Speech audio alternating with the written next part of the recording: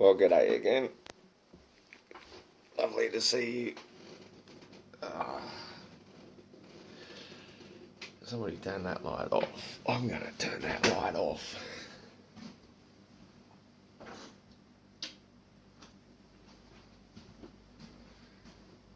There, that fixed that. So, I love this director's chair. I'm like the director and the star all in one. So, I'm really thoroughly enjoying being a nutter. It's choice. I I don't know why I'm pissing myself laughing. Sometimes I think some of the things I say are just the funniest things I've ever seen. And I've seen a lot of funny stuff, you know. There's some really clever comedians out there. I don't think anybody's ever said, you probably don't know this about me, but I keep a lot of fish. You know, like that. When I hear myself say that, it cracks me up. And that one with the pen. Here's what I prepared earlier. Oh man, I just lose it. I think it's hilarious. I don't know why. I suppose I get myself. Every night, every morning. It's all good. Oh, fucking good. So good. And yes, I do have a thing of props here again. And star tetrahedron. I've had it for years and years. Before I even knew what the macabre was, actually. The macabre is a light body. We all have one. It's basically two pyramids, one on top of the other, as above, so below, and it surrounds our physical body. It's quite big, actually. It's about 54 feet, I believe, stretching around us, and the pyramids themselves, actually, pyramids of light, actually spin around left and right if you're male, and right and left if you're female. Just, you know, polarity. Interesting stuff anyway, so you should look into that. Sacred geometry is a really, really interesting topic to get into, and it's all part of who we are, what we're made of, and ultimately, I guess, what the universe is made of. But every time I think I'm going to talk about something, I end up talking about something else, so...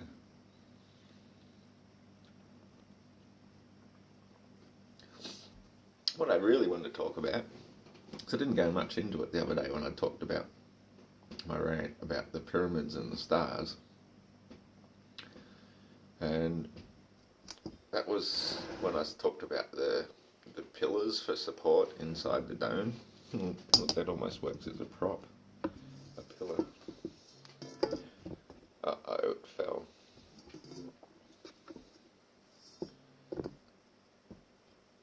There we go. Now we've got a pillar inside the dome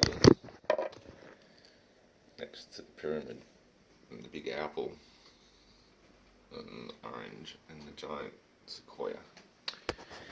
I actually watched most of that There Are No Forests in the Flat Earth video today and make some good points. I don't get it though about silicon trees. I mean, trees made from rock. I don't know, but it's a really, really interesting concept. But anyway, I want to just talk about practical things. And the practical thing about the pillars inside the domes is that, I think I might have mentioned before, you don't have anything burning, pardon me, inside your dome, like especially not fossil fuels or fossils. There's that word again. No dead dinosaur fuels.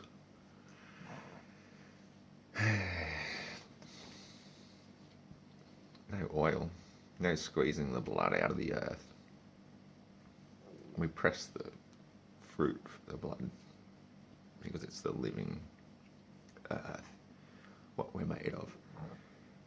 Wow, this beer is really repeating on me. I might have to have another one. So yeah, the idea with your pillars, apart from being structural supports for a big heavy glass dome, which would be self-supporting anyway once it was finished, but you've got to build the thing in the first place. So you build these massive trees. Just thought that. Build these tower supports, hempcrete of some sort anyway, whether it's hemp or concrete. I reckon if you used hemp and bamboo fibres in it like they use straw in mud bricks, then you can actually build very, very, very strong support columns.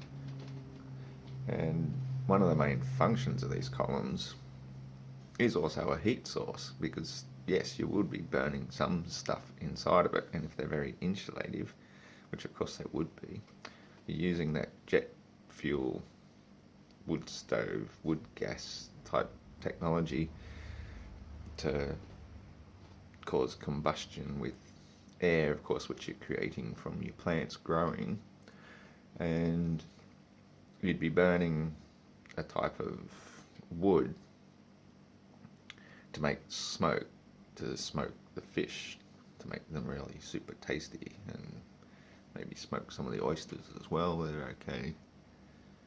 I prefer fresh oysters with salt and lemon juice myself, but the occasional smoked one's not too bad. I just love smoked fish, and the way the Maoris do the smoked eel, oh my god, that is just divine. You haven't lived if you haven't had authentic smoked eel Maori style.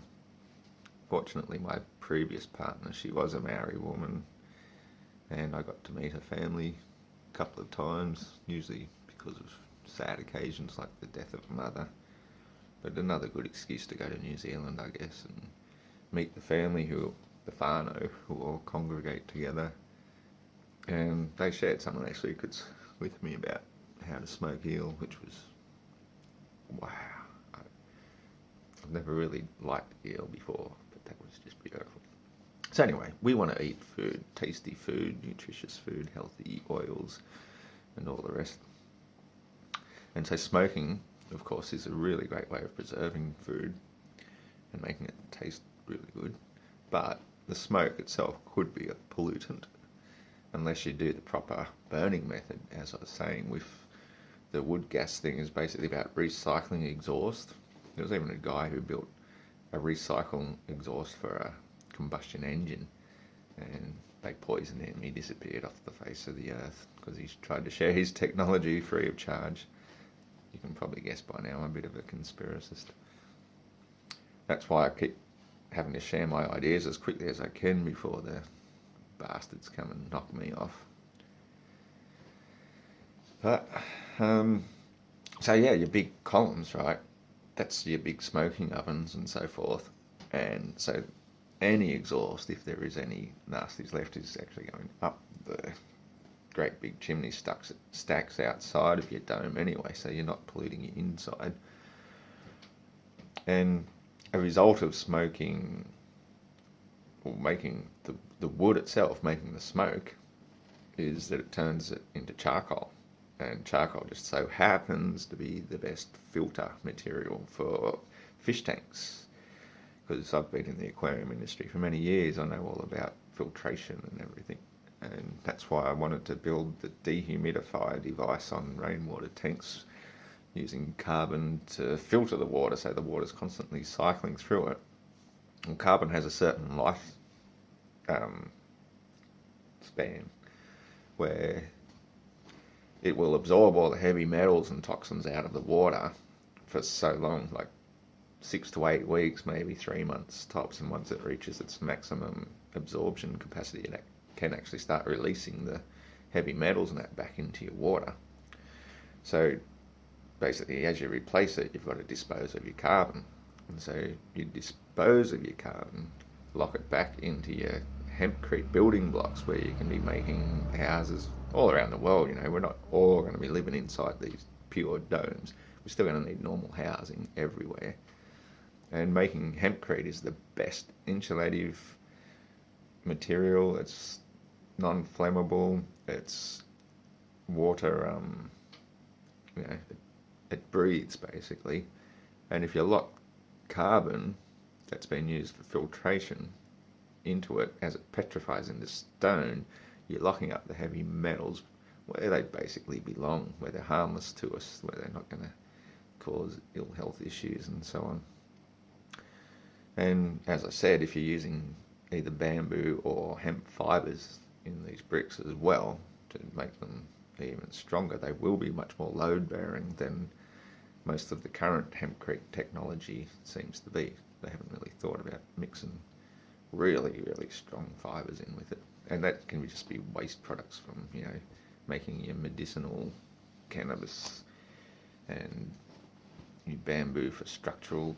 And another great form of housing using those two products is cannabis makes canvas, Dutch word for cannabis, canvas. I bet you didn't know that, did you? That's what they're all the masters were painted on all these years. Another easy form of housing is teepees. Bamboo poles grow so fast. Within a year or two, you can grow enough bamboo and cannabis to make housing for thousands of people. And inside a dome, that would be perfect form of housing just for your privacy. And it would happen to also help as far as protection from the elements works in other places too, where you're not protected inside a dome and you've still got to put up with these natural weather events caused by fucking chemtrailists. We know that they're doing with the weather, manipulating. We will own the weather by the year 2025. That's the US military's official word on what they're doing with the weather. Not only are they spraying all these chemicals around, especially this aluminium sulfate. It's one of the main ingredients of Roundup, the toxic poison to kill plants. And as they're spraying it, and it falls down in the rain onto the soil and poisons everything, so that all that's going to be able to grow in the outside world in the future is going to be these Monsanto Roundup ready, non-germinating frankenfoods. All these trees that are absorbing all this shit up into them now. That's why when we have a bushfire, they go off like firecrackers, like explosives. It also happens to be one of the main ingredients in gunpowder. So these eucalyptus trees that are, all over the place in Australia, the government's even paying people to grow them plantations on their land in this area where I live, which is natural rainforest area, growing native eucalyptus. They're already flammable enough with the eucalyptus oil. And then when they get all this sulfate, aluminium sulfate sucked into the entire system, their leaves and branches are loaded with it. It's not only slowly poisoning them, but it turns them into weapons of mass destruction. They're planning for a future cataclysmic event, and people are being paid as unwitting idiots, bloody turning their land into growing this for them. It pisses me right off. People are so ignorant, they just don't learn about nature, and makes my blood boil. So if you're wondering why, when you have a bushfire next time where you live, why the trees are going off like explosives, and you haven't been looking up at the chemtrails been going on for these last 15, 20 years or more, then you sucked into you for calling me a fucking conspiracy theorist all these years, when all I've been trying to do is look out for you and your good health and your family and the country I live in and the people I know and love, and I really do actually care.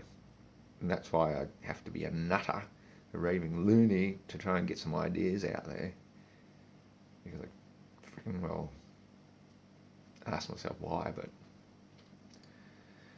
I just do. It's my job.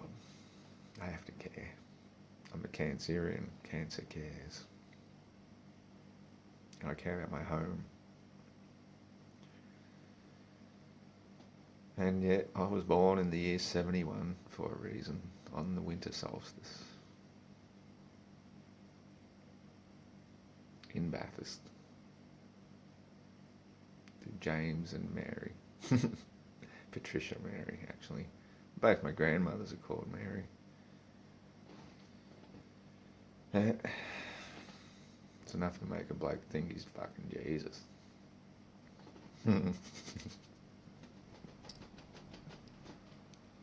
Bend over, Jesus. Take that.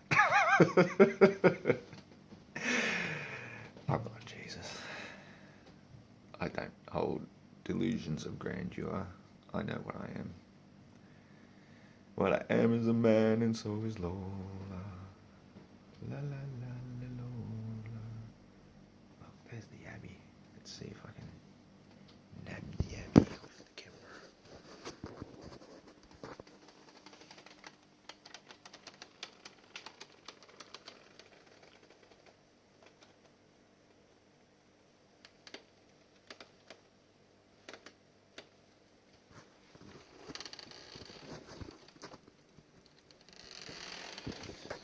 Well, I hope that was in focus.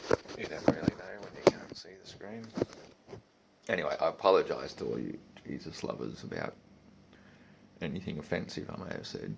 I'm a big fan of Jesus. I think he was awesome.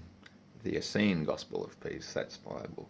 It's just a beautiful, beautiful book that'll help you get back in touch with your own body, with your mother's angels of air and water and sunlight.